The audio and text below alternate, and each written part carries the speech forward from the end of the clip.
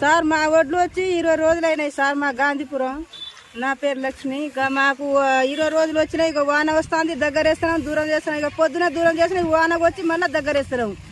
ఎవరైనా మా గుండె ఆగి ఒకరైనా సస్తే మీరు ఇస్తారా మాకు? మనుషులకు తయారు చేసి మా ఒడ్లు కొనేటోళ్ళు లేరు, తీసుకునేటోళ్ళు లేరు, మిషన్ కాడ ఇస్తలేరు. మళ్ళీ తేమ ఉందని అంటారు ఒడ్లకు. ఎట్లా మరి మా పరిస్థితి? మొత్తం మొలకలు వచ్చినాయి ఒడ్లకు.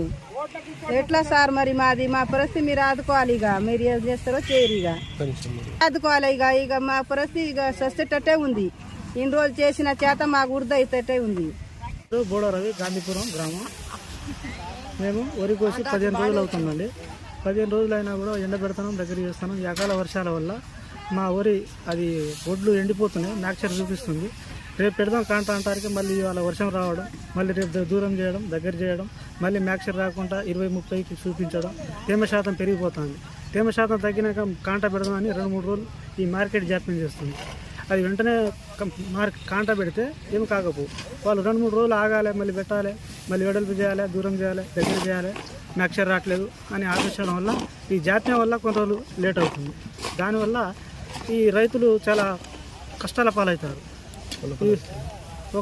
ఇవాళ వర్షం వచ్చేటట్టు నిన్న వర్షానికి బాగా తడిసిపోయి ముద్దయిపోయి నిన్న మొత్తం ఆరబెడితే కొద్దిగా ఎండింది. మళ్ళీ ఇప్పుడు వర్షం వచ్చేటట్టుంది. మళ్ళీ తడిస్తే మాత్రం ఈ మొలకెత్తుతాయి.